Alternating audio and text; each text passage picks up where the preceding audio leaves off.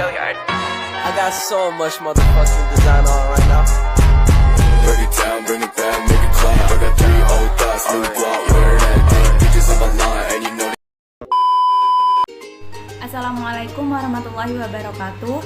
Perkenalkan, nama saya Imratul Jamila dengan NIM 221102010032, kelas Hukum Keluarga 1. Dibuatnya video ini dengan memenuhi tugas UTS mata kuliah Akhlak Tasawuf. Di sini saya memilih materi tentang proses pembentukan akhlak. Pertama, pengertian akhlak. Kata akhlak berasal dari bahasa Arab, yaitu jamak dari kata khulqun, yang berarti budi pekerti, tingkah laku, tata krama, sopan santun, adab dan tindakan. Kata akhlak juga berasal dari kata khalaqa atau khulqun, artinya kejadian, serta memiliki arti lain dengan yaitu erat hubungannya dengan khaliq, artinya menciptakan tindakan atau perbuatan. Sebagaimana terdapat kata al-khaliq, artinya pencipta, dan makhluk, artinya yang diciptakan. Dalam bahasa Yunani, pengertian khuluq ini disamakan dengan kata etikos atau etos, artinya adab, kebiasaan, perasaan batin, kecenderungan hati untuk melakukan perbuatan. Etikos kemudian berubah menjadi etika. Secara terminologi, akhlak adalah sebuah sistem yang lengkap yang terdiri dari karakteristik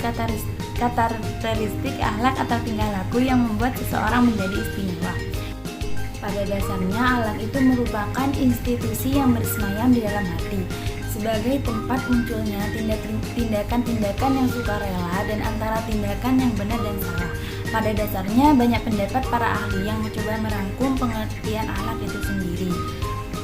Salah satu contohnya dari beberapa pendapat tersebut yaitu dari Abdul Hamid yang mengatakan bahwa akhlak itu ialah ilmu tentang keutamaan yang harus dilakukan dengan cara mengikutinya sehingga jiwanya terisi dengan kebaikan dan tentang keburukan yang harus dihindari. Untuk mewujudkan suatu akhlak pada diri seseorang pasti perlu adanya pembiasaan atau pembentukan akhlak terlebih dahulu. Dengan demikian, Abu Dinata juga mengatakan yang dimaksud dengan pembentukan akhlak yakni sebagai usaha sungguh-sungguh dalam rangka membentuk anak dengan menggunakan sarana pendidikan dan pembinaan yang terprogram dengan baik dan dilaksanakan dengan sungguh-sungguh dan konsisten.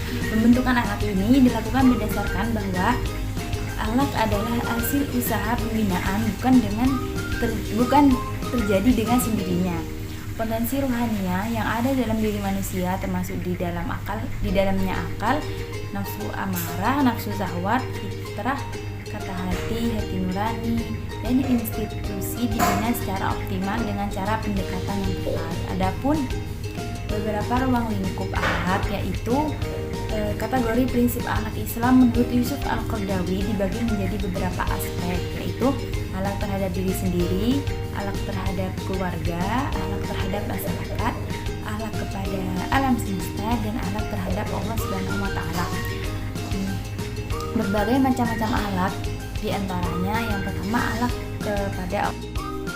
kepada Allah itu merupakan akhlak yang paling tertinggi derajatnya. Tidak ada akhlak baik kepada yang lain tanpa terlebih dahulu akhlak baik kepada Allah Subhanahu wa taala. Yang kedua, akhlak kepada Rasulullah. Setiap orang yang mengaku beriman kepada Allah Subhanahu wa taala tentulah harus beriman bahwa Muhammad SAW adalah nabi dan rasul yang terakhir. Bukan berarti hanya sekedar percaya terhadap sesuatu yang diyakini, akan tetapi harus dibuktikan dengan amal perbuatan yang dijelaskan dalam Al-Qur'an dan hadis tentang bagaimana bersikap kepada Rasulullah SAW. Pada diri beliau telah melekat sumber keteladanan bagi umat manusia. Dialah yang pantas disebut sebagai induk akhlak Islami. Sebagai umat beliau, kita sebaiknya mengikuti pribadi akhlak dan kehidupan sosial bernegara dan sebagainya. Persoalan akhlak yang melekat pada diri sendiri yakni sebuah aktivitas baik secara rohania maupun jasadiah. Selain itu, akhlak diri sendiri yakni akhlak yang perlu ditanamkan serta diterapkan dalam kehidupan sehari-hari untuk menjadi kepribadian yang lebih baik dan menambah ketakwaan. Pembentukan akhlak merupakan sebagian dari tujuan pendidikan. Hal ini juga dikatakan bahwasanya menurut pendapat Muhammad Atiyah Al-Bashari yang dikutip oleh Abu Dinata mengatakan kalau pendidikan budi pekerti dan akhlak adalah jiwa dan tujuan dari pendidikan Islam. Dengan kata lain, pendidikanlah yang mempunyai pengaruh besar terhadap kualitas pembentukan akhlak anak. Selain itu, pembentukan akhlak adalah hasil dari pendidikan, latihan, pembinaan, dan perjuangan keras dan sungguh-sungguh. Hal ini seperti contoh dengan salah satu program Islamic Boarding School.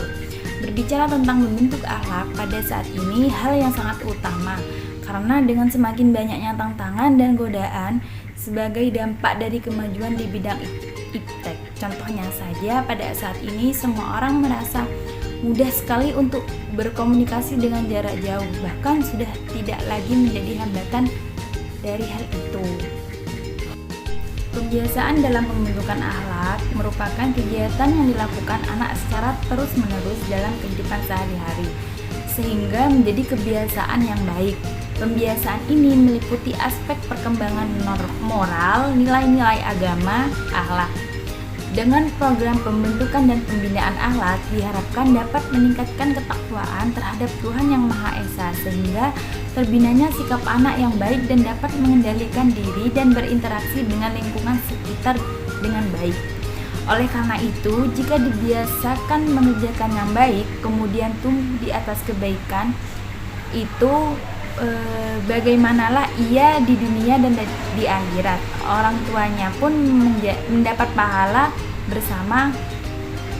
Hal ini memperjelas kedudukan metode pembiasaan dan perbaikan dalam pembentukan akhlak melalui pembiasaan. Untuk menjelaskan faktor-faktor yang mempengaruhi pembentukan akhlak pada khususnya dan pendidikan pada umumnya, ada 3 aliran yang sangat populer, yaitu aliran nativisme, aliran empirisme, dan aliran konvergensi. Yang pertama, menurut aliran nativisme, aliran ini dipelopori oleh Schopenhauer, seorang anak yang dilahirkan dengan pembawaan baik dan buruk. Yang kedua, menurut aliran empirisme, aliran ini dipelopori oleh John Locke dengan teori tabulae rasae atau kertas putih, yang menyebutkan bahwa manusia lahir dengan jiwa yang kosong dari kemampuan atau potensi dasar yang diumpamakan seperti kertas putih yang putih bersih. Menurut aliran ini, faktor yang paling berpengaruh terhadap pembentukan diri seseorang adalah faktor dari luar, yaitu pengalaman, termasuk lingkungan sosial serta pembinaan dan pendidikan. Yang ketiga, menurut aliran konvergensi, pelopor utama aliran ini adalah William Strand. Menurut aliran ini, faktor yang paling mempengaruhi pembentukan akhlak yakni faktor internal atau pembawaan dan faktor dari luar atau lingkungan sosial. Sekian penjelasan dari saya, kurang lebihnya mohon maaf. Wassalamualaikum warahmatullahi wabarakatuh.